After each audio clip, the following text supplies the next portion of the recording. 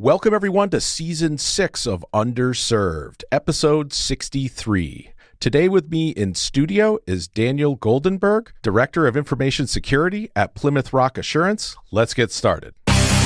Welcome to this week's edition of Underserved, the podcast for the rest of the tech industry, where we focus on stories of tech industry leaders, their insights, and their lessons learned. And now, your host, Andrew Jelina. Thank you, Daniel, for coming down and joining us to kick off Season 6 of Underserved. It's great to join you here today. So, way back in the day, in the golden age of computing, the 286, what draws you to the keyboard? Oh, man, 286 was my first machine. So many memories with that, from MS-DOS, working my way up to my first 386, running Windows 3.1 to my 486. This was the beginning age of everything computing that we knew today. And now we're holding computers in our pockets that are 1,000-fold more powerful than what we were working with back then. Get the hands on the keyboard very early and kind of start playing around. I certainly took apart that 286 a number of times, understanding the different components. And that really sparked my interest in technology. Are you building these from scratch with motherboards and RAM and processor and the whole nine? Oh yeah, as I got into high school, that was certainly where I was spending all of my money, was on computer peripherals, upgrades, new machines. I was doing custom builds for friends and family. I went deep down the hardware hole. Did you have favorite devices throughout the years, like that special phone or tablet or anything that was a favorite? Oh man, I feel like I'm going to age myself a little bit, but LG had a candy bar phone called the VX9800. And this was like the first flip phone on the market that had a full QWERTY keyboard. It was cool enough that a high school student could carry around one. As a high school student, you couldn't rock like a BlackBerry or a Palm Pilot, but you wanted to have kind of that full experience of that keyboard. You were able to kind of open up a browser and get on and do some streaming. Very early days of streaming back then, watching the baseball game. Yeah, I remember my old LG phone back then. I heard that people were texting and it was huge in Japan, and I couldn't even imagine that. Why would people write words to each other?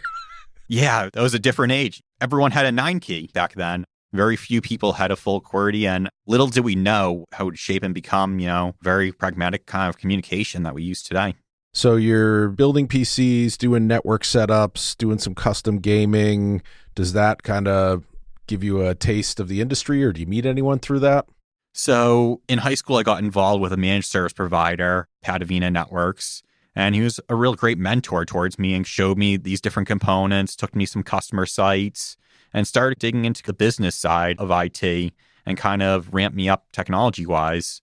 From there, I had another great mentor in high school, Don Bernier, who took me in as a freshman to a Cisco CCNA course.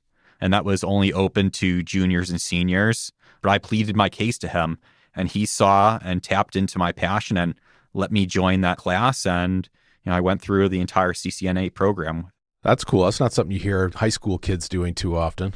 That was brand new back in early 2000s when Cisco had made that reach into the educational sector through high school students and some junior colleges, where they were trying to get people ramped up into the program. Stoughton High was one of the first schools to get a smart board and get into that program. I remember the smart boards, and we even sponsored a charity fundraiser to get smart boards into a local school. We got it done, got them in there, shiny, brand new. They start using them. School closes 2 years later. Yeah, they were ahead of their time, the smart boards. I think if you were to do a redeployment of smart boards in 2021, you'd look at something like the Google Jamboard that they have now. That's what everyone that wanted a smart board back then to kind of look and feel like, have those integration points, had that fluid connectivity. Yeah, we were all born too early. Unfortunately. So where do you decide to go to school after high school? After high school, I decided to go to Syracuse University. They were number one in the country. They had the number one ranked information studies program in the world at that time. They had a dedicated iSchool, that's what it was called. And it was sat outside the business school, sat outside the engineering school, but it combined both of those practices of both kind of IT information management, the engineering side in terms of comp sci, as well as kind of entrepreneurship, kind of business management from the business school. Felt it was that perfect blend of a program that kind of married those three components. And a big sports school, too. What were they like when you were there? Huge Syracuse Orange fan. So many great times at those games. I remember when ESPN came down on game day for the Syracuse Villanova game. It was just electric. You never can feel an experience like that being in kind of the Carrier Dome. You feel the energy. And there are very few places on earth that you kind of feel that type of energy. Yeah, like a big college game, or I've heard even in Texas, like a gigantic high school game with like 40,000 people. The energy is palpable. When I go to an NFL game now, it feels very corporate. And yes, there's energy, but it's not quite the same. Yeah, my friends and I camped out. A bunch of my friends painted up and had Syracuse going across the stands, threw a lot of great kind of parties, and really enjoyed the sports program there. Did you have any mentors or teachers you remember from there? So many great mentors from my time at Syracuse. Art Thomas, Michael Wunderlich were both kind of foundational. Art Thomas led the program where JP Morgan Chase and IBM did a partnership with Syracuse to build out a mainframe and do mainframe education. So they brought in a Z10 on campus, built out a water-cooled data center, state-of-the-art, and started breaking us off LPARs to work on. So here we were, college students working on logical partitions, part of this massive mainframe, learning GSO and ISPF. So towards the end of school, what are you leaning towards doing? When I was going through my program, I wanted to go into IT security and project management were my concentrations. I was always drawn to kind of this field of forensics. It was always kind of like this elusive profession that was just very alluring. Like it was a lot of investigation, a lot of analysis, which is what I enjoy the most in terms of my jobs and roles. So they have this digital forensics intensive graduate course. So I graduate from Syracuse. I go home for about 5 weeks. I turn around and come right back out to Syracuse to do this graduate program with the former head of the FBI's computer-aided response team. And he takes us through a 1-week barrage of digital forensics. We get to the end of the week and we need to present our cases in moot court. I go and present my case, and it does not go well for Dan. My case gets absolutely shredded.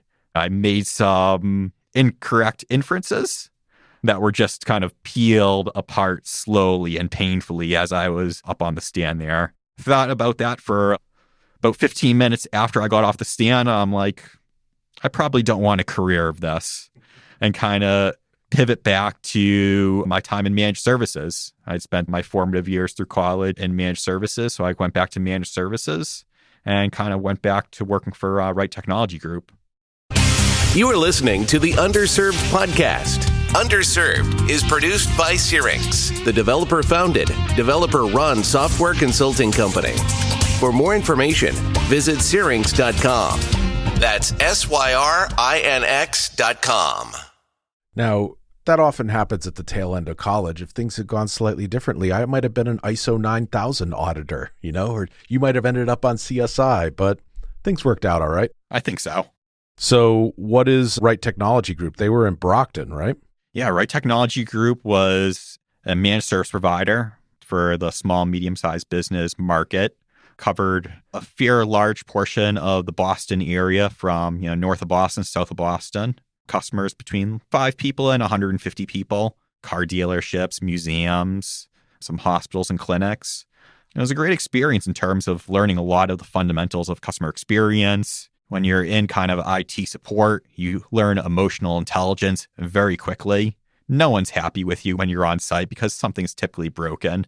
And knowing how to read the room was super important in terms of that job, in terms of something I carry with me today. What kind of technologies are you supporting there? Is it like portable devices or servers? So again, I think I'll date myself.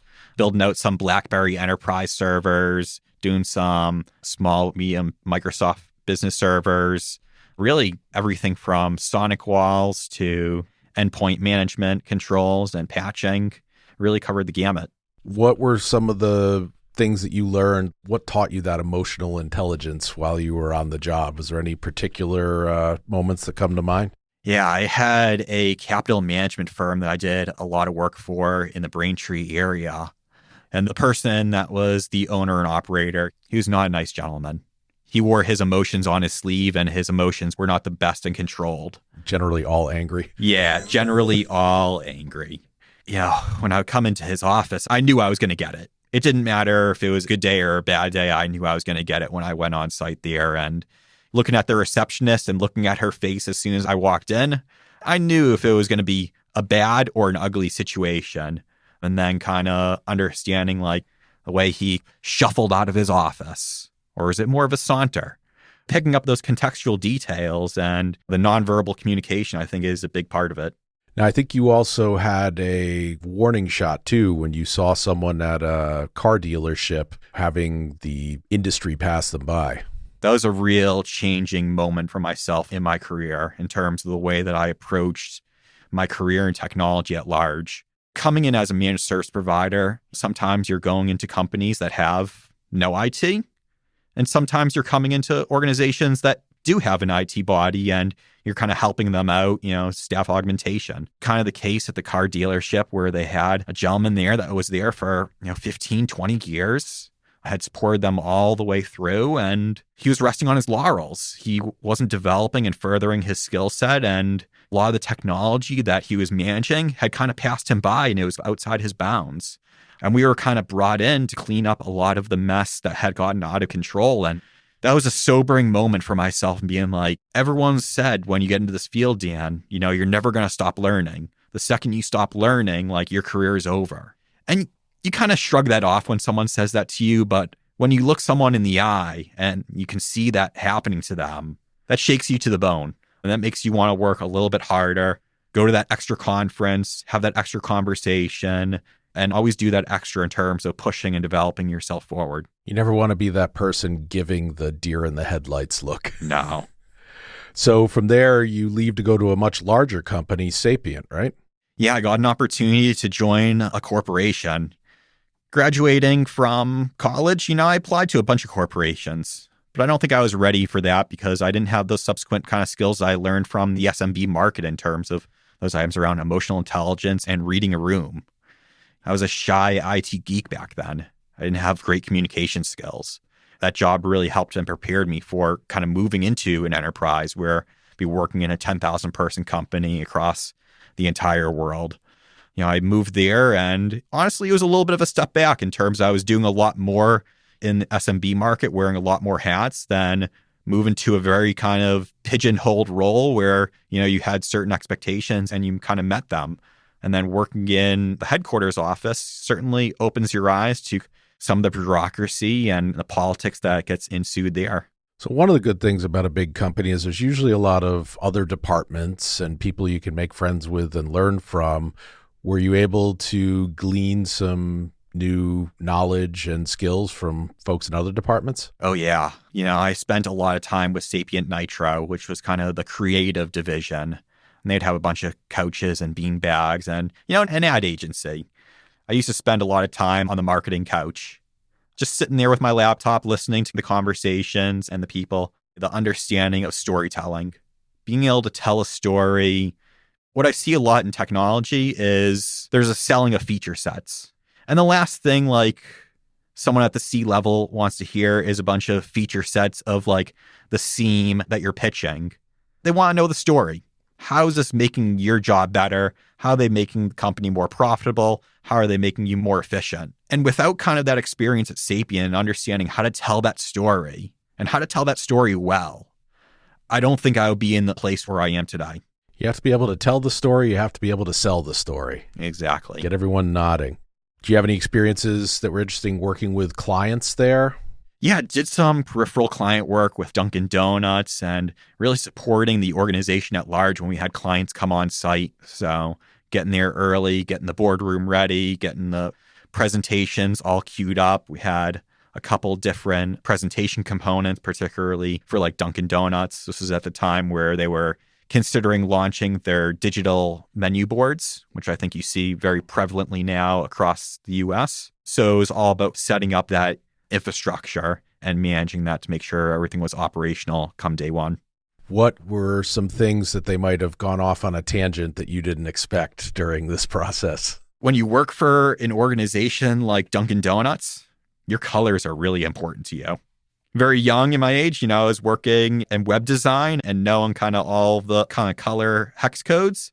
Dunkin' Donuts is very particular about their hex codes. People tend to really fixate on that sort of stuff in the branding, and I get it, but a lot of times just trying to get the basic idea across, telling them the story can be difficult there. A previous Underserved guest, Dave Platt, talks about whenever he's doing UI or UX mock-ups, he tries to make them lo-fi and monochrome so that no one's arguing over which magenta is the right one. That's the way to go. It creates a more focused conversation on the task at hand rather than kind of the peripherals. People tend to really dig their heels in too. Like if they don't like the way something looks, it's over.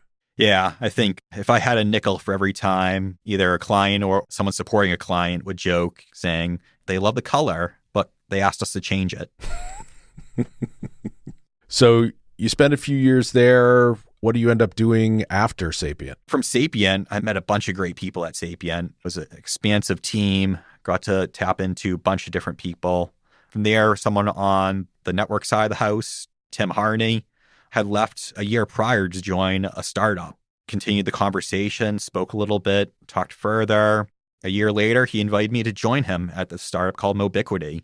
Very similar to Sapient, just focused on enterprise mobile development and kind of making mobile matter was kind of the slogan, which at that time, the mobile space was exploding.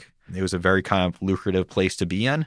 So I decided to make that move and go from a huge enterprise to a startup. But then what happens 3 months in? 3 months in, Tim got another opportunity to join very well-known but now defunct online television company, and he jumped at that opportunity. And I certainly encouraged him to take that opportunity, but it kind of left me holding the Mobiquity bag. I had two decisions I could make at that point, knowing what was happening.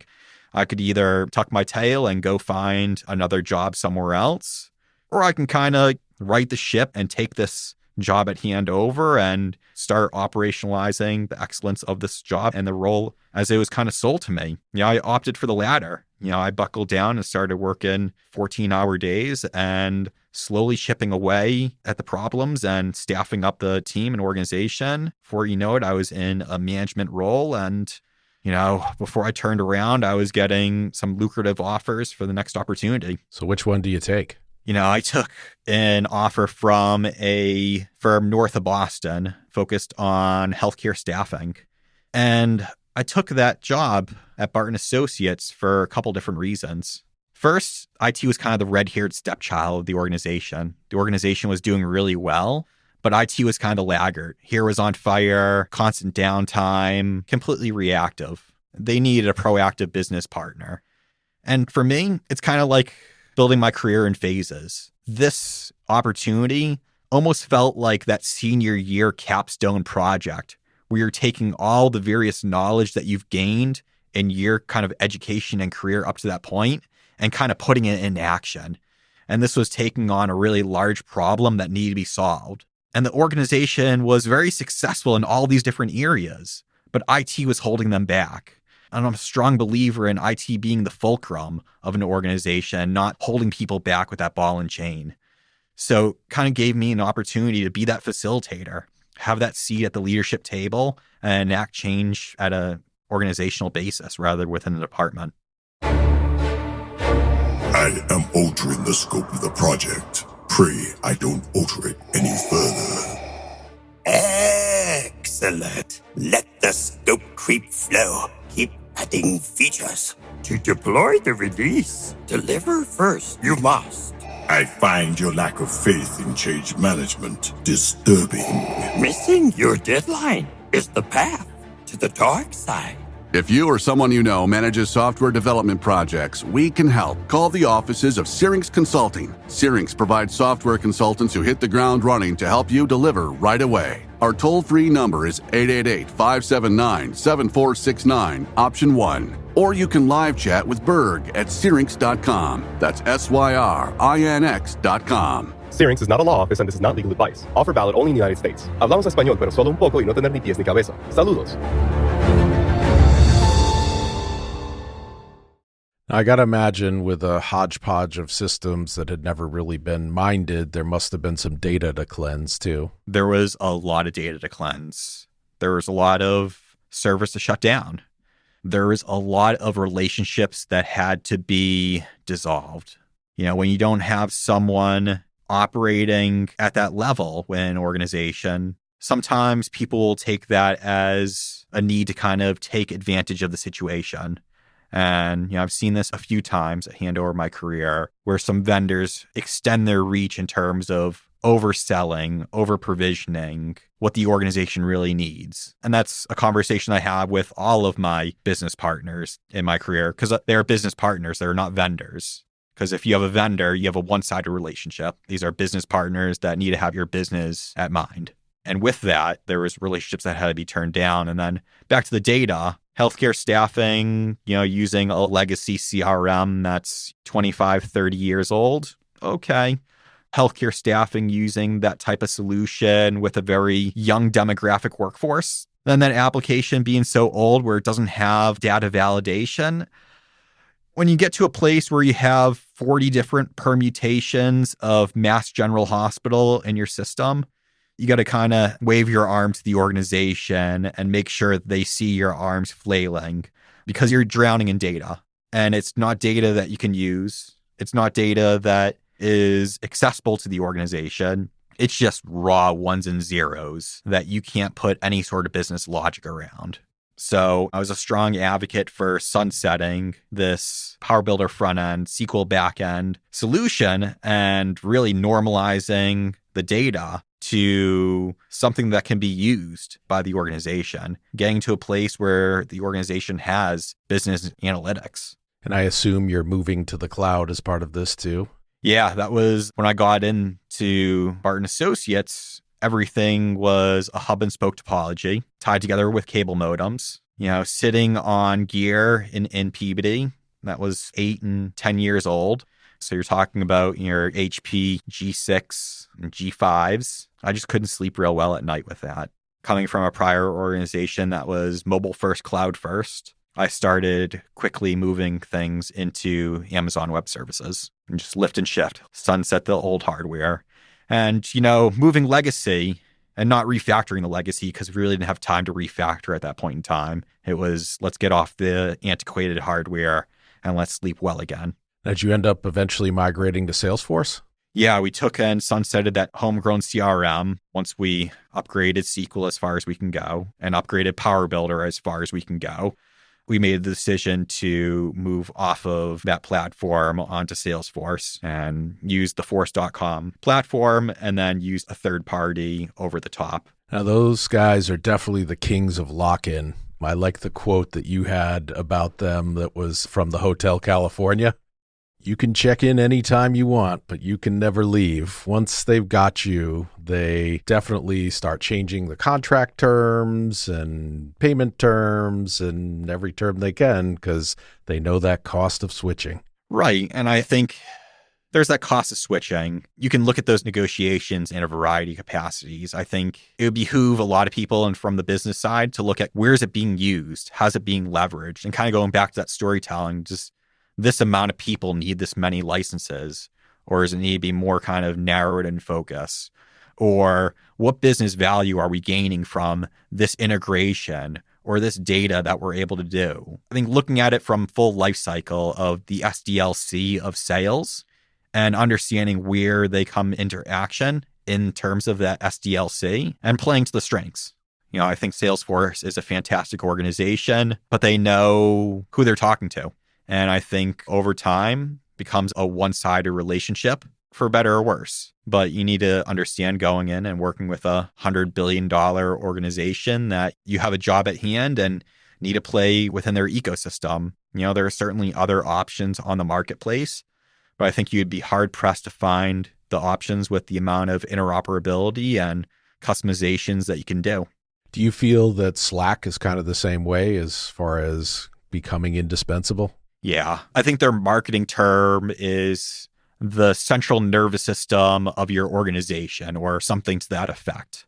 That's the correct view of it, because I think the way I've leveraged and used Slack in the past is it's this integration point. It is the spine of the organization in terms of tying back those APIs. Because every time you see a form and you need some sort of validation, where does that get tied back to?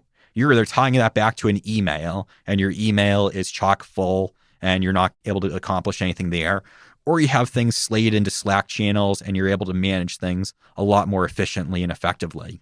Seeing when a script fails or seeing, a termination come across the board and really enacting a lot of your business process through some of these SaaS applications through that, I think is how to do business these days. Now, how would you explain to an old schooler like me who used Slack? I just never really got the religion, I was like, it's like glorified IM, like AOL Instant Messenger with channels and hashtags and stuff. Like, what are the things I'm missing out on there that you think is the real value add?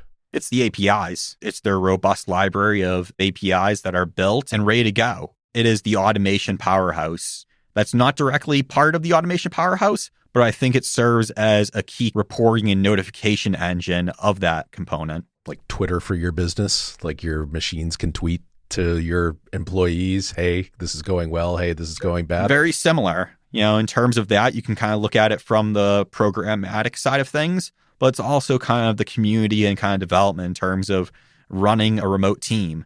Instant messaging and group IMs, have some component, but in terms of facilitating that collaboration from that next level up, I think is what you're really missing out on Slack. Got it.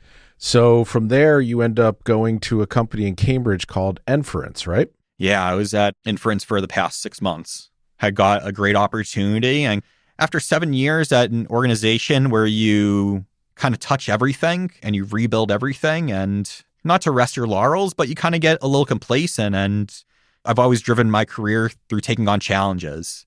And when I feel that level of complacency, I need to stick my head up and see kind of what else is going on out there. So I put myself open to work and I started getting some interesting messages through email and LinkedIn. And one was for this healthcare startup that was focused on, healthcare analytics, which is very interesting to me because, I'm very close to healthcare in terms of healthcare staffing and running a telemedicine offering.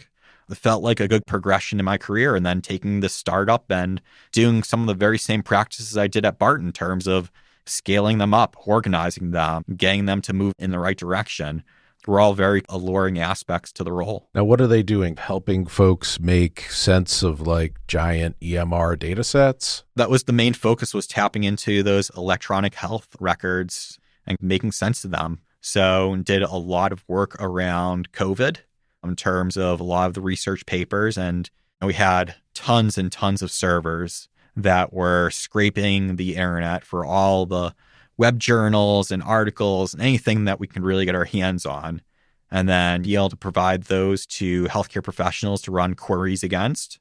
And then combining that with those hospitals and academic medical centers data sets that they have internally, being able to map those out, de-identify the information, normalize it, and be able to query that information as well and tie those queries together and create this massive data lake of information.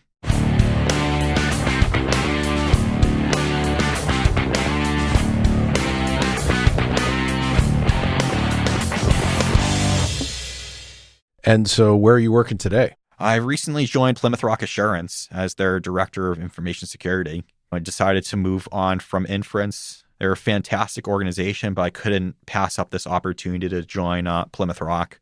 They really needed someone to come in and set a different pace for information security within the firm.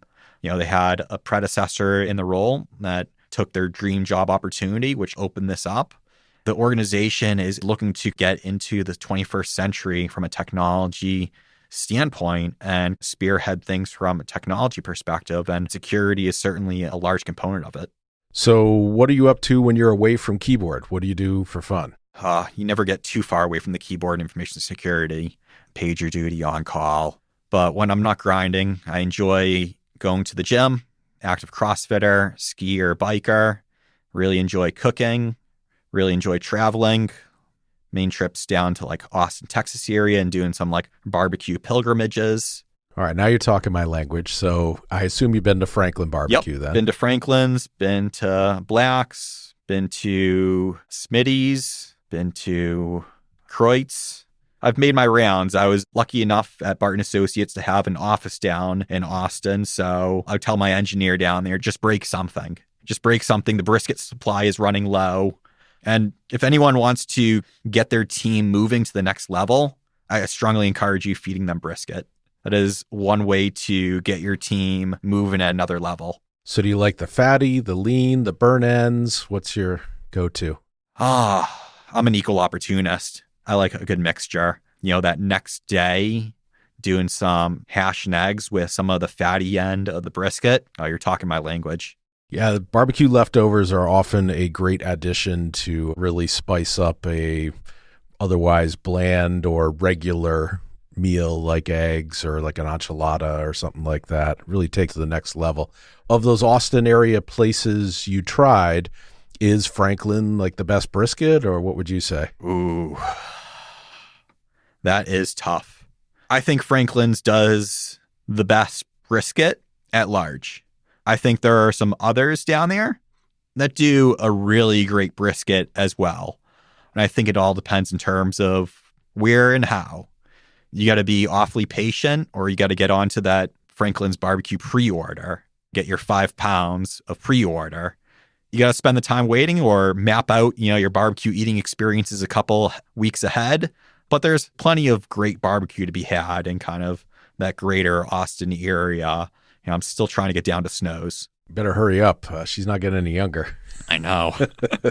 If you're not having brisket, I know that area of Texas, there's a lot of folks originally from Germany. They're big on sausage. What other things do you like besides brisket or beef? Dan Goldenberg. I'm an avid Jew. I love the Austin area's culmination of taking barbecue and Jewish deli. I forget the name of the location, but they have married the two perfectly. And I think they give the New York delis a run for their money. We took some corned beef flats and desalinated them and made pastrami out of them, and then cut them up on the slicer in the kitchen with some Swiss and sauerkraut. And I'll give those boys a run for their money. Yeah. What else are you into besides consuming very high-end barbecue? I love to travel. Information security wise, I'm really into open source intelligence gathering, lock picking, banging around on systems and fixing things, repairing them. I remember the lock picking thing that I was back in college, and it's like the MIT guide to lock picking PDF or something like that was making the rounds. Everyone was all excited to try and learn how to pick tumbler locks. Yep. The Society of Open Source Locksmiths. Huh. Which is a tool, which is a great organization. And I think you had mentioned that you're into the EFF, privacy and digital rights as well. Yeah, tried to allocate some time to that cause. Certainly, the Harvard Law School Berkman Center is right in my backyard. They do a lot of great work down there and try to support a lot of the causes they have going on along with the greater EFF.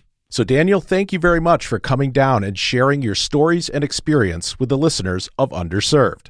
Thank you for having me. I really appreciate it. And we'll talk to everyone soon on the next episode of Underserved. Thank you for listening to the Underserved podcast. For more information on the topics discussed and for show notes, visit the show website, underserved.fm. And please be sure to rate, like, and subscribe to Underserved on Apple Podcasts, Google Play, Spotify, or wherever you listen to podcasts.